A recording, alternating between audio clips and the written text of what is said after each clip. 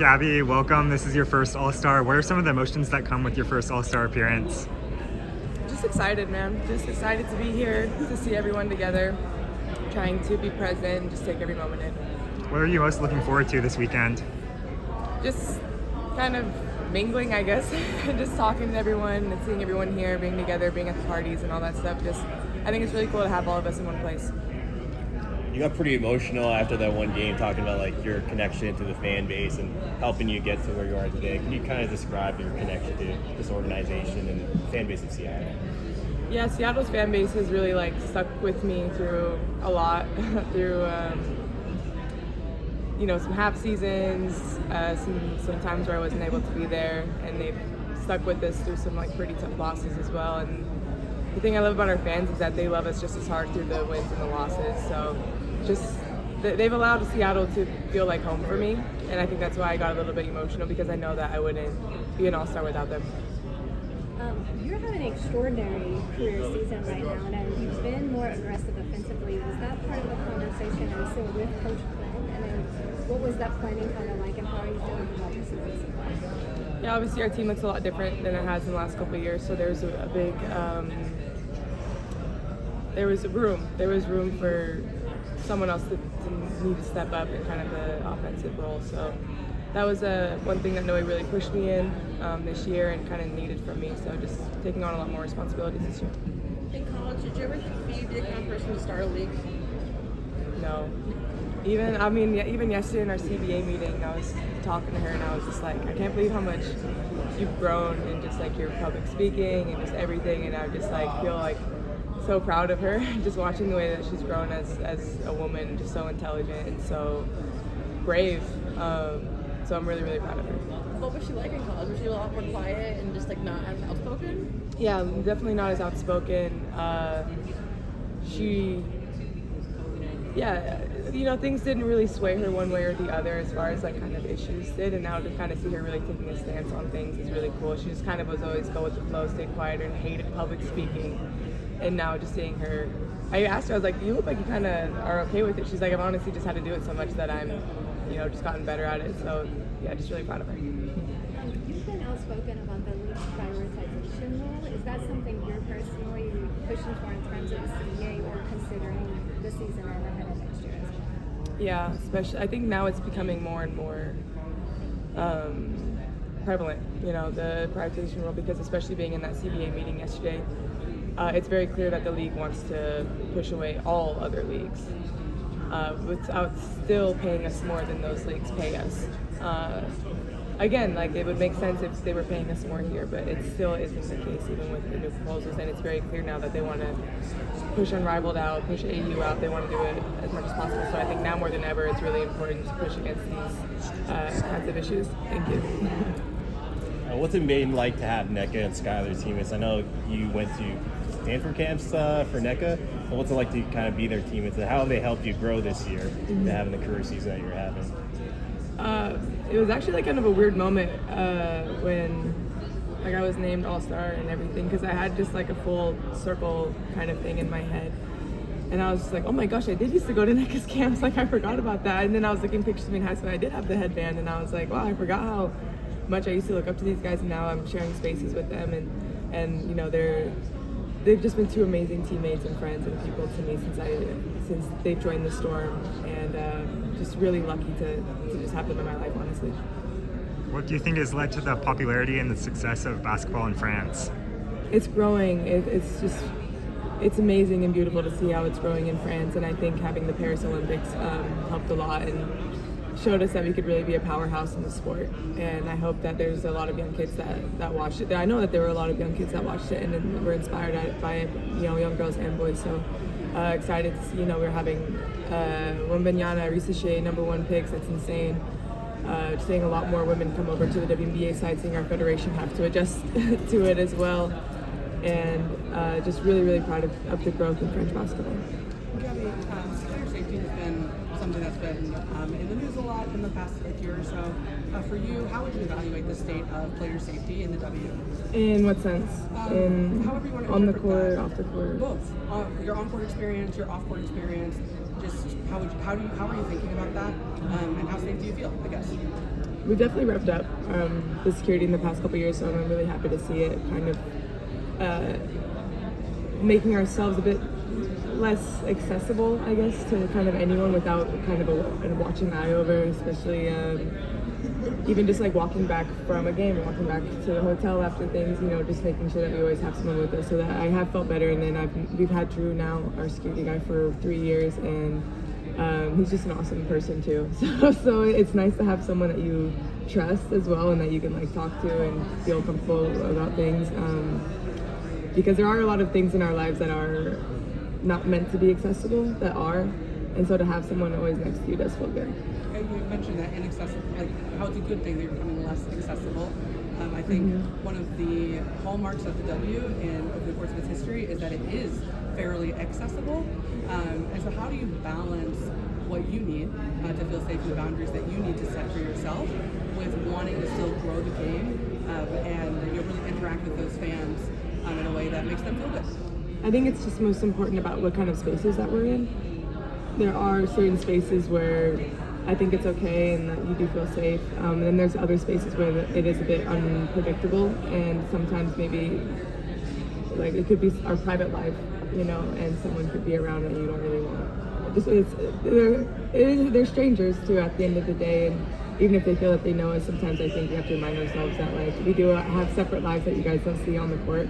But what I do love is that the WNBA does allow us to have plenty of safe spaces for us to have these interactions with fans, because that is important to us too. Like I love interacting with the fans. I remember what it was like to be a young girl looking up to someone, so I'm happy that we're able to provide these spaces as well, but there are some spaces that are not meant to be public. Gabby, NBA Australia. Just wondering, talk about your time in Aussie, on and off the court, favourite things about Aussie? Just love Ezzy down, man.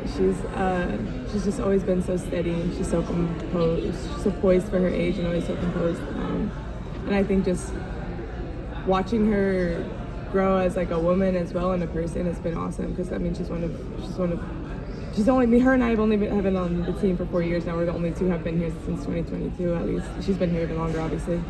But just I've loved watching our relationship kind of grow on and off the court, and just getting closer to her. And just I feel really lucky to have her as a teammate. She's always someone that's solid and steady and always there for every one of her teammates. And then on the court, of course, what she does is exceptional.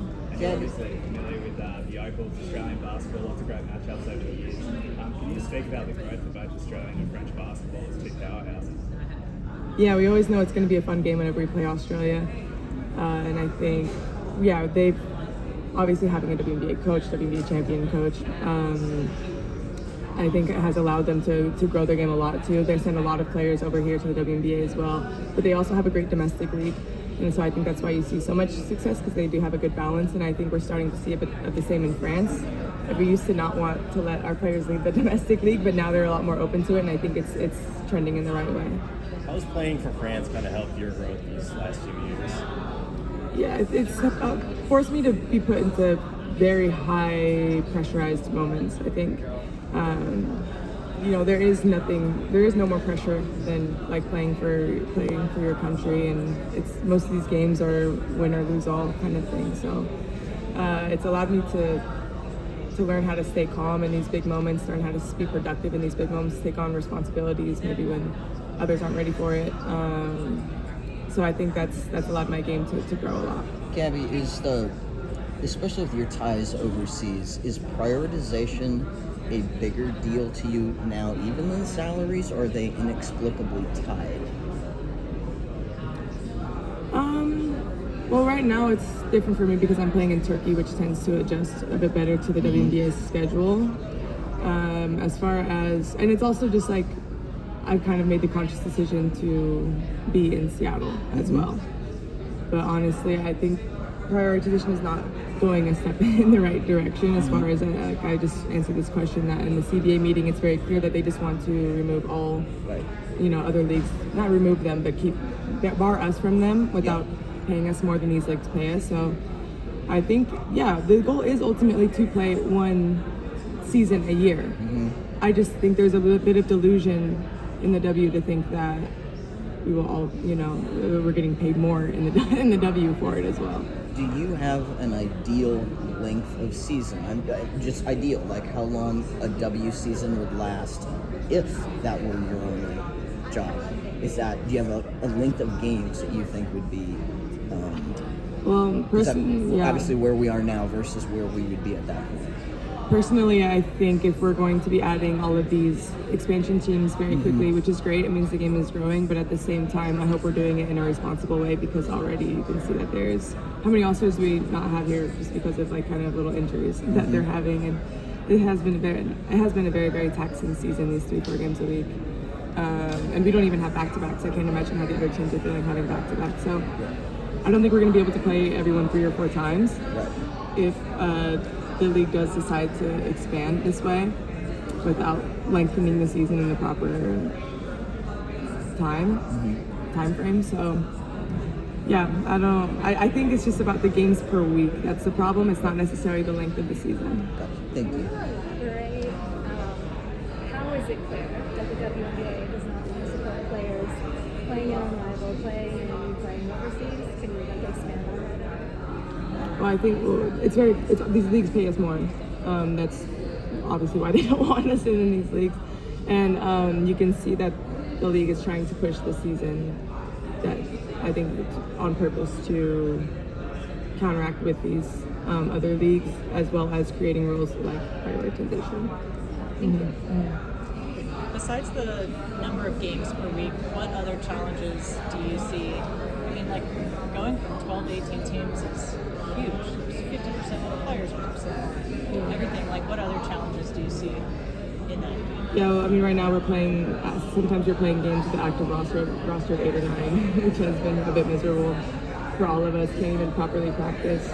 So I think just having maybe a bit more injury reserve players, or having more room in the cap space for these kinds of things. We had 3 really unfortunate ACLs that happened in the off season that really hurt our roster size. So I think these kinds of things are now making it more dangerous for us around the court, playing even more minutes because we don't have a proper bench. Hey, did you attend that meeting the other day? Yeah, and then just from like your vantage point, did you feel that the voices were heard, and how would you sort of characterize things are kind of going at this point? I think the voices were heard because they found a very strategic way to spin everything. I was like, these might be some politicians as well. So you could tell that they heard it, even though they were trying to maybe distract us from the real answer. It doesn't sound like it's going to be very easy. That's what I got from that. Hey, and think just as being here, sort of being in this moment now, can you look back and is there any sort of through line, any sort of common theme that you can say, I can see how I got here? It was a huge compliment when Noe said, like, you got here and like you did it the right way. You got here by being a good teammate, by doing what the team always needs you to do, by kind of just always being a star in my role, no matter what it is. So I'm glad that I just stuck through that, because a lot of times it was meaning that I had to sacrifice a lot of myself for the team, but that's what I love to do. Like, I wouldn't ask to be anything different than that. But the fact that now I've arrived to an all-star level, just being a star in my role, it does mean a lot. So I would say the common thread is just me being the best I can be in my role. Was there ever a doubt, and was this at the top of your list, and was there ever any doubt or anything like that? About being an all-star? Yeah. Yeah, it was never really on my list. It was never something that, like, I never wanted to start the season saying like, oh, I'm going to be an all-star, because like an all-star doesn't necessarily win you championships. Like, my goal has just always been like, who can I be for this team, and then who am I every single day? Like, who am I when I come to work? And I love who I am every day when I come to work, especially this season. So I think that obviously has played a part in me becoming an all-star this year. But no, it was never something that was like, check. Switching gears a little bit, how has it been playing with fellow French player Dominique Malanga? Have you seen her dunk in practice? Yeah, she dunks every day. It's funny because, like, for me, like, I played with her in Lyon like 2-3 years ago, and she was dunking, but like not the way she's dunking now. And to everyone else, it's normal. And I'm the one that's so shocked because I'm just like, you guys don't understand. Like, I saw this girl when she was 15, 16 years old. Like, I don't know, just literally watching her grow up before my eyes. Yeah, I just feel like a proud big sister. I'm happy that I can be there with her in Seattle because I know rookie years can be tough, but she's handling it so well, and I'm just really proud of her. Who's one All-Star that you think deserves flowers? I think Nneka deserves her flowers for sure. It is insane what she's doing every day. I don't understand why she's not in more conversations about MVP. And yeah, I'll give her the flowers every day because I just think that she's so weirdly underrated. What can you say about her consistency throughout like her entire career? Because we're seeing this moment right now, but to your point, like she's maintained throughout her career. Mm-hmm. Yeah, she's one of the most disciplined people I've ever been around, and it's great for me to be around those kinds of people and learn from them and just watch her, like, always the first one in the gym, always the last one to leave. Even like this morning, she was like, "Did you do your activation?" I was like, "Girl, no." Like, she was like, "Oh yeah, I went and did like my stuff downstairs," and I'm like, "That's because you're Nneka," and I think that is a testament to who she is today. And amidst all that, she's obviously leading you all through these CBA negotiations as president. We know the meeting was yesterday, and we talked to Terry, and she said that the league emphasized they heard you guys. How are they proving that they're hearing you guys? Do you feel like they're actually proving that they're hearing you guys on what you want? I think, I don't know if they thought we weren't as, I don't know, comprehensive. I'm trying to use the correct language without getting in trouble. I don't think they were aware of how much we did understand of their proposal. I think they thought they could, personally, that they could just impress us with like some fancy numbers and some fancy language and not think that we would actually understand what this meant for us as far as revenue sharing and everything. So I think they heard that we're not to be bamboozled, I guess I'm trying to say this in the nicest way possible. We're not dumb. We're not dumb. And I think now, like, they thought maybe they could, you know, use some fancy language around us and that we wouldn't understand, but we understand everything. What have you learned about yourself as a person and a player on your journey to now becoming an All-Star? Oh, great question. I think I've learned